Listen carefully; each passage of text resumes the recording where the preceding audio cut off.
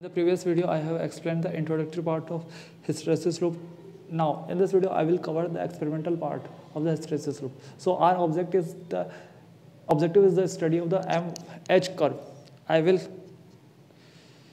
study MH curve, not BH curve, because I have to cover saturation point. So we will study MH curve, and to find the value of coercivity, retentivity and saturation magnetization for experimental material, we will find for its nickel, steel and soft iron.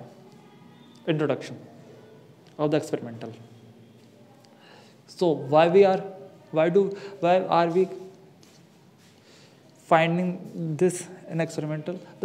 Because of a precise knowledge of various magnetic parameters of ferromagnetic substances and the ability to determine them accurately are important aspects of magnetic studies. These not only have academic significance but also indispensable, necessary for both the manufacturer and users of the magnetic material. The characteristics which are usually used to define the quality of substances are coercivity, retentivity, and saturation magnetization in hysteresis loop. And further we will see that the application of ferromagnet in various situations which type of ferromagnet is suitable for various application will be decided by these factors: coercivity, retentivity, saturation magnetization, and hysteresis loop. So it is indispensable for us to determine these quality of ferromagnetic material. The information about the aforementioned properties can be obtained from magnetic hysteresis loop.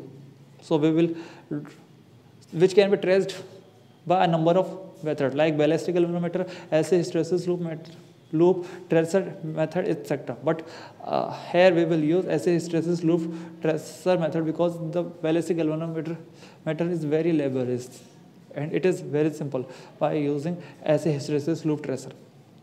It is convenient to use such type of sample which has no free end, like toroidal or ring form of the sample, because as we have seen in the first video, there is some factor which is the demagnetizing factor which affect the curve, which shield the curve. If we know adjust this factor, then the value of these will be dependent on the shape. So we use this material because of the absence of demagnetizing effect, since this effect depends upon the shape of the material due to the closed circuit. But there are two issues related to this. One is there is no practical way to make all the test sample in the toroidal form with no free ends. And second is every time we have to wind pickup coil and magnetizing coil in the sample, which is very inconvenient and time consuming. But in the case of open circuit sample, the free end polarities give rise to demagnetizing field, therefore it becomes, but anyway we will account for this effect. We will take this effect and we will obtain the aforementioned property so that our values is shape independent apparatus. We will use these apparatus: hysteresis loop tracer. This is the hysteresis loop tracer along with the solenoidal. This is the sample holder. Experimental material CRO, which will be connected to here. CRO is the cathode ray oscilloscope we will use to get the hysteresis curve and connecting leads. This is the panel of the hysteresis loop tracer. This is the on-off switch. This is the on-off indicator. This is the knob by which we will change magnetic field. This is the display where we will get magnetic field in the Gauss, and here we will get the RMS value, and the magnetic field which is generated is is by AC current, and we will get the RMS value from this panel. By this is the solenoidal. We will connect this solenoidal by this cable. This goes to alternate current in this, and we will place this sample holder in it. And after placing sample in it, so due to the changing magnetic field change according to Lenz law, there will be Faraday law. According to Faraday law, there will be induced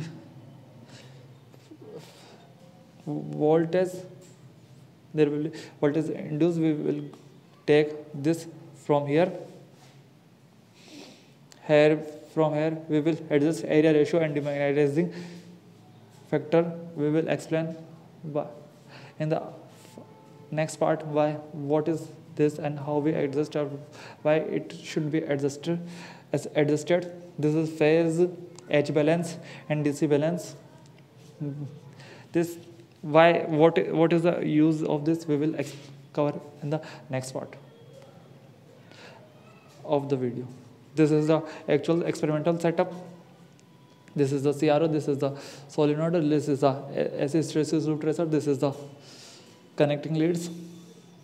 We will get output like this on the CRO screen. Theory. Now I am covering the theory of part of the experiment. In the theory part, I will cover experiment design principle, experiment design, analysis of the circuit, and the method.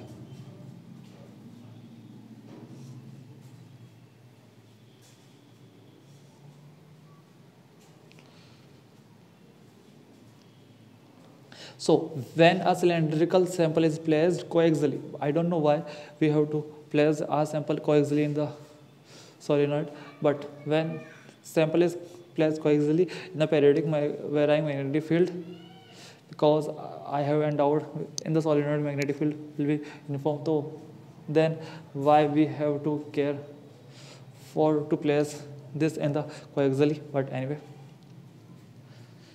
in the periodic varying magnetic field, by solenoidal, the magnetization in the sample will also go in the periodic variation. This variation can be picked up by a pickup coil which is placed, because according to Faraday law there will be EMF will be induced in the coil which will pick up, which is placed by the pickup coil which is placed coaxially with the sample, and we will do some calculation manipulation and we will get R value, desired value. So how we will manipulate for the magnetic field, for the uniform magnetic field HA which is produced in the solenoidal, the effective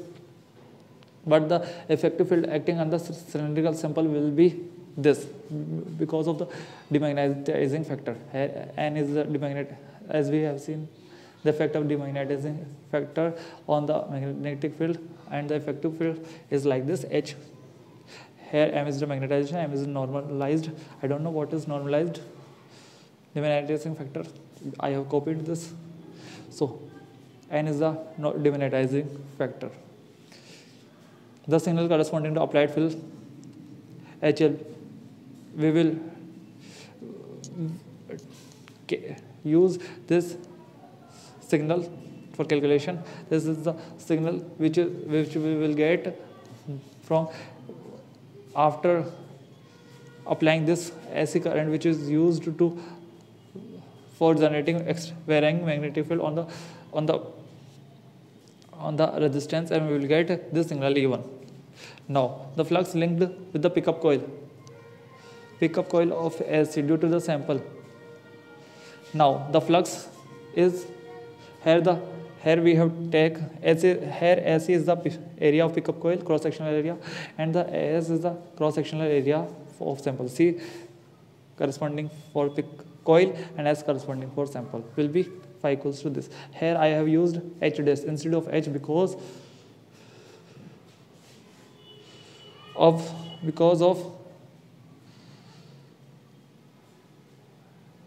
demagnetizing field. Here is the because this is the flux linked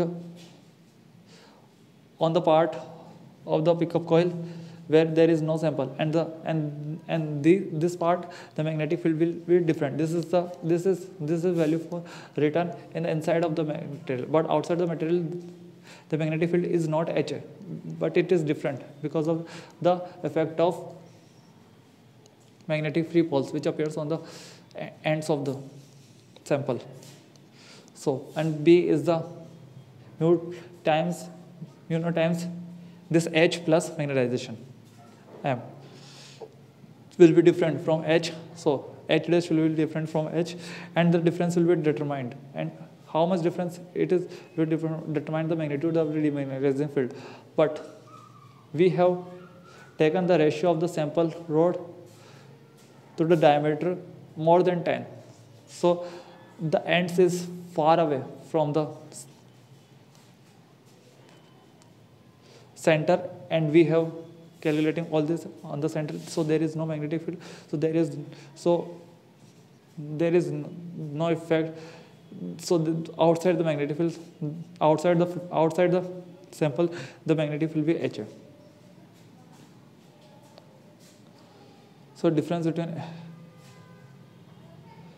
and H and H, so sorry, H and H is small in this, which is in the case and the experiment. I don't know, H should be or H should be written here, but anyway.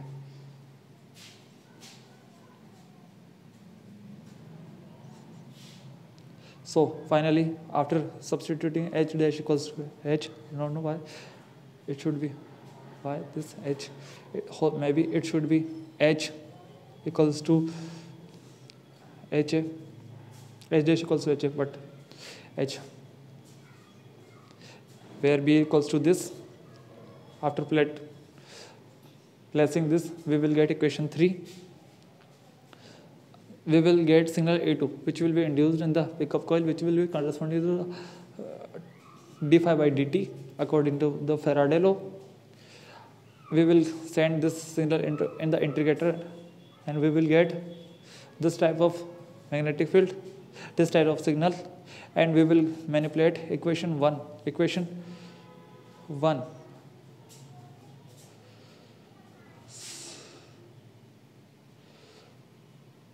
And we will solve equation 1, 2, and 4. We will get equation 5 and 6. And in equation we say that both equation only contain only either M or H. So these, based on these equations, we will design an electronic circuit to get the value of M and H and the hysteresis law. I don't know how we will cover, but I am copying and I am trying to explain things which I have understand. Experimental design. The aim is to produce electric signal to corresponding M and H define the equation 5 and 6 so that they can be displayed on oscilloscope. So signal, such signal which gives M and H as by equation 6. So magnetic field is obtained with multi-layered solenoid driven by AC, means at 60 Hz, and this AC instantaneous current induced signal E1. The signal E2 corresponding to the rate of change of flux is obtained from the pickup coil wound in the non-conducting tube. The necessary arrangement have been made to place sample coaxially with the pickup winding and the uniform magnetic field. E2 constitute the input for further circuit, as we will see. So this is the solenoid, this is the block diagram. This is the solenoid, this is the pickup coil, this is the sample. We will get here signal E1, signal E2 will induce. This goes through integrator and phase shifter, and we get output E3. We send here alpha times of E1 and beta times of E3 to get X amplifier, X on the input and we get H, and the E1 and E3 and the input of Y and we get M. To obtain M, E2 is fed to an adjustable gain integrator because of the capacitive coupling of the pickup coil, cell and solenoid and self-inductance of pickup coil and integration. The integration operation and additional cells will be introduced in the output signal E3, whose sign can be made negative with respect to E1 by interchanging the ends of pickup coil. I don't know what is it, but the output of signal E1 E3 are added at the input of the unity gate amplifier, the Y amplifier, and the output, which is proportional to M, is obtained by input of the CRO. As I have said, this is the amplifier whose gain is 100.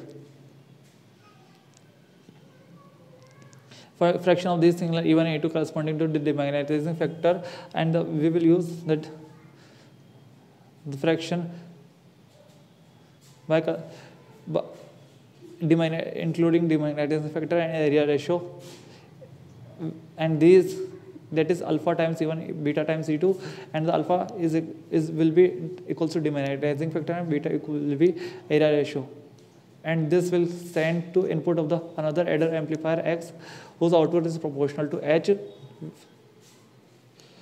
is applied to X input of the CRO of a CRO. This is the schematic diagram of hysteresis loop tracer.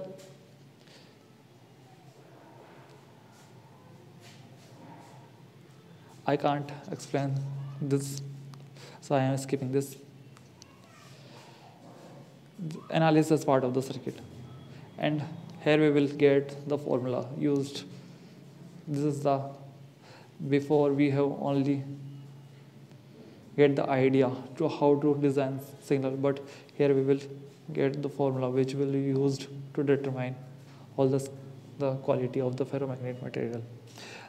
So analysis of the circuit. The magnetic field at the center of the solenoid for current I flowing through it will be HA equals to K times I. Here K depends on the number of the turns and the shape of the solenoid. Also, due to this, signal E1 will be induced because of the current. We will take signal E1 from the current, which is equals to this, because we have applied, we have generated in the solenoid, we have generated magnetic field in the solenoid by applying alternative currents. So the magnetic field will be changed, due to this flux will be changed, and due to this in the pickup coil of n turns where sample is placed, there will be induced EMF, which is equals to n times d phi by dt, and the phi will be same as which is calculated here in the equation 3, because there is sample is placed in the pickup coil. The signal at the output of the integrator and phase shifter, we will send the signal in the input of the integrator and phase shifter, and we will get the output, which is this. I don't know why is the minus sign, but I know what is G1. Here G1 is the gain of the integrator and phase shifter combinedly. We will, as we have said, in the X amplifier, we will send alpha times and beta times of E1, E1, E3. I don't know why it's minus, and we will get add together at the input of the X amplifier and get the X output. Here Gx is the gain of the total input signal sent of X amplifier. Ex equals to this.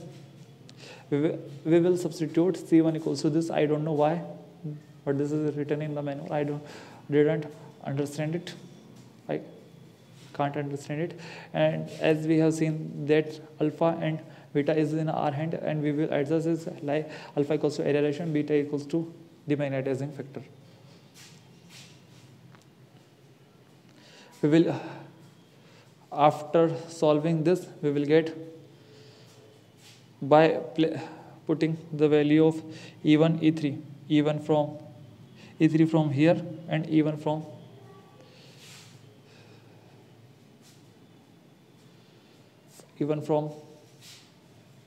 here.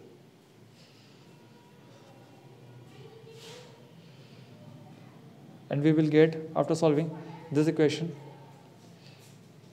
where Ex equals to this, here the X input of the X output of the X amplifier is only comes in terms of applied field. Actual field, effective field. E1 and E minus E3 is added to the X input to the Y amplifier for Y output to get Y output for the input of the CRO, Y input of the CRO. Here GY is the gain of the total input signal, and we will get, after placing the value of E1 and E3, we will get this equation 13. Also we will adjust the value of, we will take C1 equals to this and use this equation for E1, and for E3 we will use this equation. So we get equation for 11 and 12. From equation 11 we get this, and equation 12 we will get M. Here we have taken 1 upon Z naught equals to Gx Z1 and mu naught SE. Here there is one question. What is if we have wind the pickup coil on the sample instead of keeping some distance? Will mu naught be remains or not in the equation 15? So answer is yes, it will remains. It is the fact that which unit we are using. We are using SI unit. So this is comes. It is not concern whether we are winding coil on the sample completely or keeping distance. Mu naught is come here because of the SI unit we are using. If we wind the sample, so the pickup coil on the sample, then AS equals to SE will be AS equals to SE. This is the fact. This is a question which is asked during the presentation, and the answer will be get by the sir. And equation 13 and 14 define the magnetic quantity H and Z in terms H and M in terms of electric signal Ex and Ey respectively. Now comes to the method. So we will use equation 13 and 14 to get our result. So, but first we will calibrate our instrument. So for calibrate our, that is the purpose of calibrate of the instrument is to get the value of Z naught, but we will use to get the value of Z naught equation 13. Here we will not place in the pickup coil the sample, so there will be n equals to 0 because there is no sample, so no magnetizing factor, and area ratio will be 1. I don't know why it is 1, but it is 1, and we will get the X input. So due to this,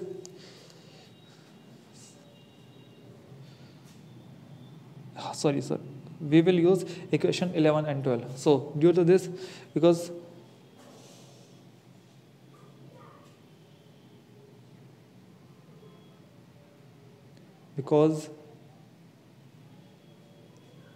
so when we will not placed sample, then magnetization will be 0. So EY will be 0. So on the, and EX will be something.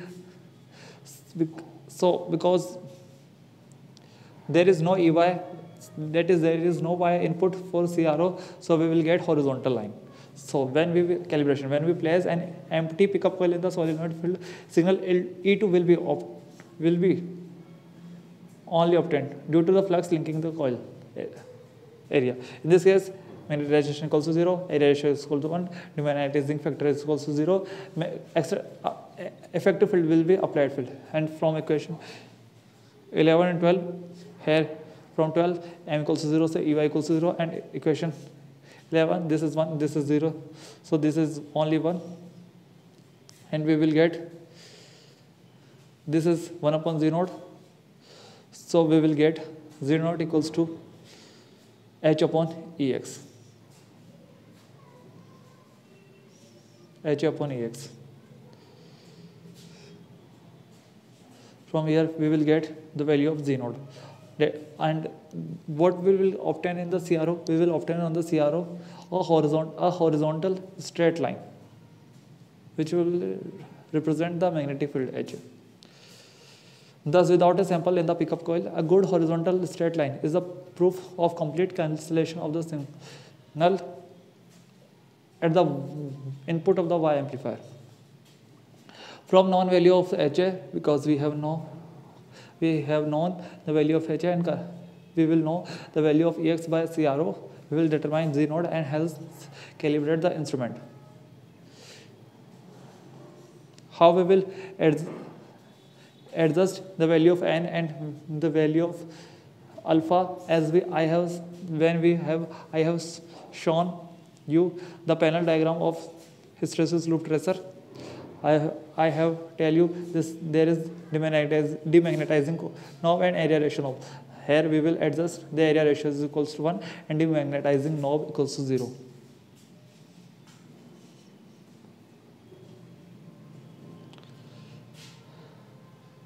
The dimension of given sample. Define the value of demagnetizing factor and area ratio as pertaining the pickup coil. The value of n and s are adjusted with the respective knob of hysteresis loop tracer, as I have explained. After it, we will place sample inside the coil. We will put the selector switch on the hysteresis loop tracer at the position of m, because the hysteresis loop tracer I have shown, we will get m d. If we put the knob here, dm by dt or d square m by d t square. I don't know what is the use of second and third, but I know what is the use of m. So we will put it m because it is the objective of the experiment. Well, dm by dt and d square m by dt square is connected with the magnetic phase, which I don't know what is it.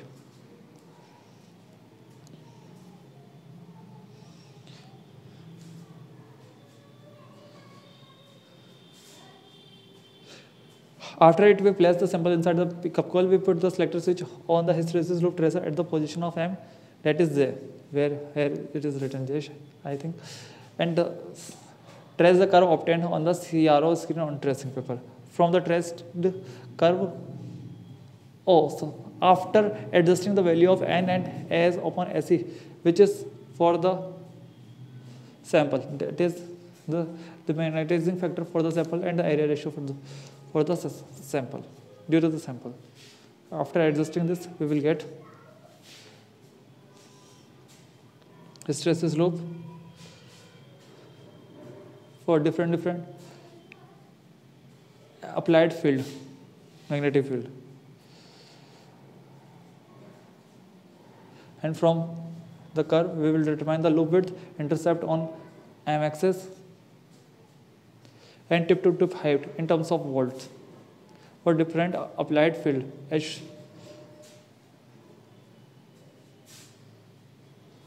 shown in figure. This is the tip to tip height, this is the loop width, this is the intercept, this is the intercept, this is the tip to tip height, this is the loop width. This is the tip to tip height, this is the intercept, this is the loop width. And complete our observation table, which I have had. We plot these data, these data. The plot of these against the magnetic field are then used to extract the value of coercivity, retentivity, and saturation magnetization from equation 13 and 14. Since incomplete saturation produce lower coercivity value on the material, hence the geometrically, so we will obtain the geometric value of potential, not what you get from the experiment, what from the table, because we don't know how much when we will actually saturation comes. So in terms used to find the corresponding magnetic parameters through equation 14 and 15. 13 and 14. Observation. The gain of the X input of the amplifier is X, 100. Y amplifier is 1. Diameter of the pickup coil is this. For calibration, we will set oscilloscope at DC. We will keep CRO in XY mode, pressing the XY knob. I don't know how, because I haven't seen CRO or oscilloscope. I have to explain the role of these knobs.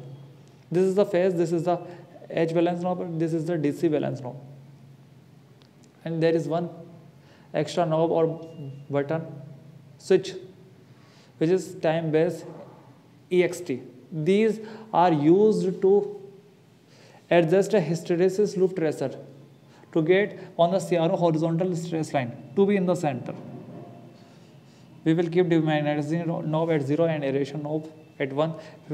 Here we will use magnetic field equals to 60 upon mu naught Gauss with accuracy 3%. This is the RMS value. I have written up 1 upon mu naught because I have calculating H. This is the magnetic field which is ampere per meter, and the 1 upon mu naught Gauss is the ampere per meter. We will complete our observation here. There will be two things. The input of the CRO will be in millimeter, and the input of the X on the X curve there will be value in the millimeter on the CRO, and the Y axis in the CRO curve there will be value in the voltmeter.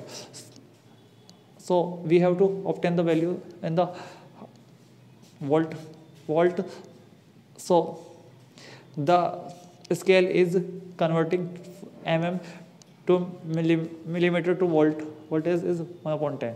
So the value is 4.8. Z node is this from the formula. This is the peak to peak. This is the I have multiplied by under root 2 because we have seen that H, the value of H is given in RMS. So to get peak to peak, we have to multiply it by under 2 because of to convert RMS value to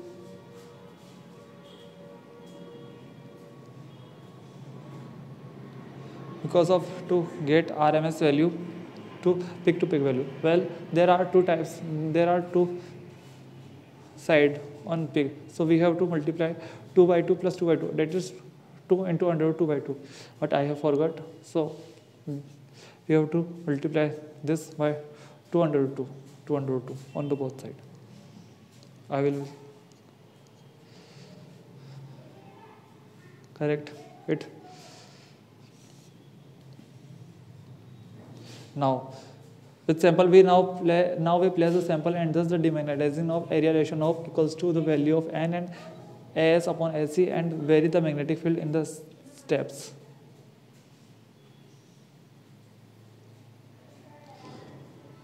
Actual value of the area ratio is this, and the N is this. Demagnetizing factor is this.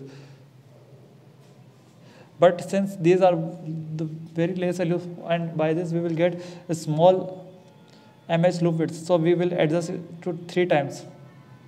And in the final, now we will place the sample and vary the magnetic field in the step, and note down the corresponding loop width, loop height, and the saturation. Since loop width for determine coercivity, loop height for determine retentivity. We have to multiply.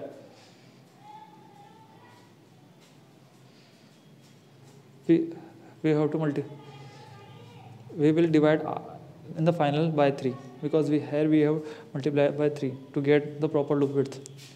Hence, and here I have forgot to multiply 2 under 2 to get peak to peak value of G node and G node, because this is the RMS value. Here is the RMS value of H is given, and to get from RMS to peak value we have to multiply by under 2, but there are 2 peaks on the both type, upside and downside, so we have to multiply 2 by 2 into under 2. This is the observation for nickel, steel and soft iron. So my calculation and the result will be wrong, but the motto of this video is to explain things. So I think you will adjust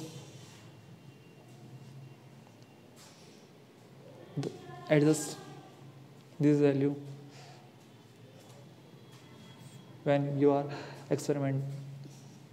performing experiment, because this is my first video.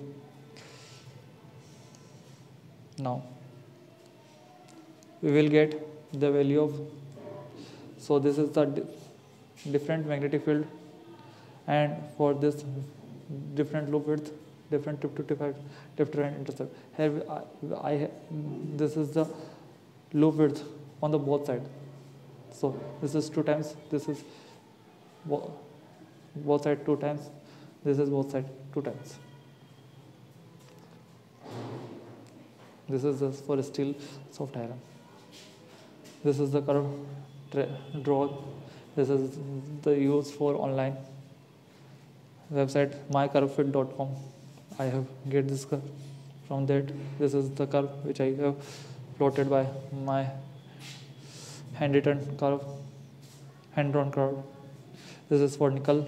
This is for loop width times 2. That is both side on the loop width.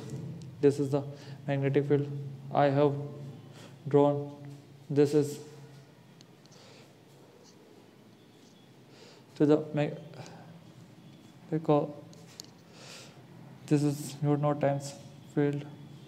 This is mu naught times field. This is mu naught times field. Because if I use to only magnetic field, then I have to divide by mu naught times. So instead of dividing mu naught times, I have drawn it for mu naught times magnetic field, because this will make very hard for me to draw. This is the, as I have seen, I have seen due to the eddy current, the loop width will be proportional to magnetic field. In absence of eddy current, the loop width will be constant. So we have to neglect we have to get the value of loop width when there is no eddy current. So I have extrapolated this curve, and on the y-axis we will get 7.5 value, 430. This is the tip to tip height, as we have said, because we don't know that we have applied the magnetic field at that point where there is saturation reached. We don't know. So we are drawing, and when we will magnetic field, increase magnetic field, we are going to closer and closer to the saturation point, and the tip to tip height is going to limiting value, and the same as the intercept is going to limiting value. To get these limiting value, we have drawn asymptote. This is the value of asymptote. Same as for steel, same as for soft iron. From graph we will get this loop width. So we have divided by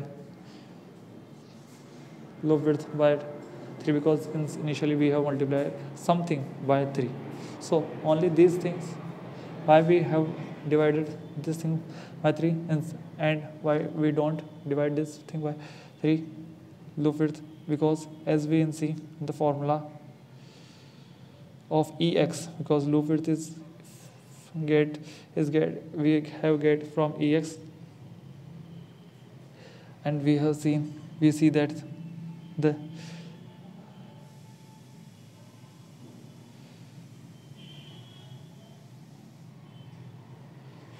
I don't here is something by which here is 3, because 3 times it will comes out the bracket.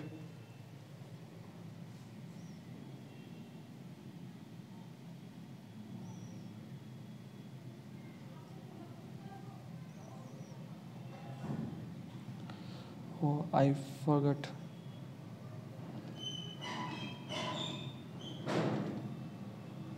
Maybe I have to divide this stuff also by 3. I don't know. It should be divided or not. It should be. It is. It has to be divided or not. I don't know. Calculation. Here is the calculation. G naught is this with the plus minus 3% accuracy. S of an S is this. This is this actual value. Gx is this. Because in the formula we have required Ex, and so we have which is equals to X intercept coercivity. So but we have get the value to loop it, so we have to divide it by 2, and we will get this after flashing. And for the retentivity we have also divided by 2, because we have to take up to down. Saturation magnetization also is divided by 3. I don't know it, since we have divided by this by 3 loop width. I don't know intercept or to height is to be divided by 3 or not. Same as for steel and soft iron. And we will get the experimental value and the accuracy of this. I have calculated all things. Here, what is the accuracy? How? Because the uncertainty in the last value, so 0.001 upon 0.136 into 100. This is the accuracy, and this is the accuracy, and the accuracy of this is 1.0001 upon 0.022 into 100. This is the accuracy of this.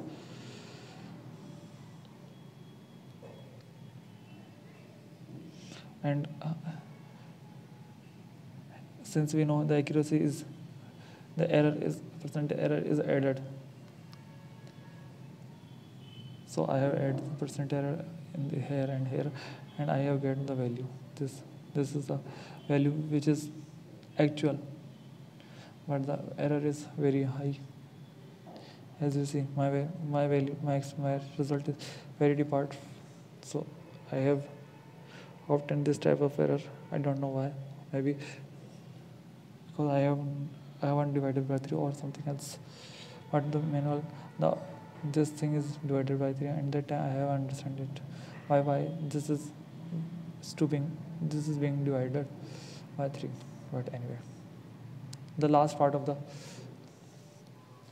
video, importance of hysteresis loop and analysis of the result. The hysteresis curve allows, as I have said, the hysteresis curve allows us to select suitable material for various applications to qualify to become permanent magnet, and for use of storage of information on magnetic depths. And this material should have high retentivity, so that magnet is strong, and the high coercivity, so that the magnetization is not erased by stray magnetic field and temperature fluctuation and minor mechanical damage. Further, the material should have a high permeability. So as we see from result, if that high coercivity value and high retentivity, is for steel.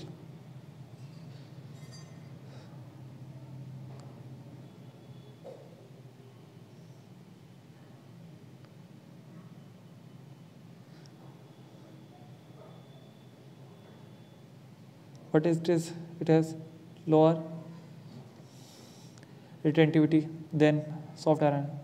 So if in the both cases the winner is retentivity factor, so we will use soft iron for this application.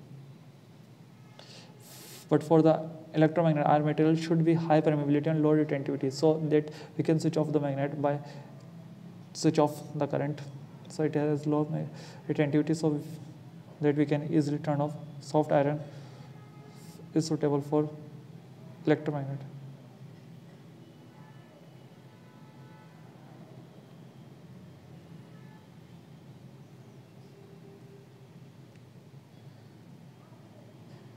I think nickel is suitable. I have written wrongly.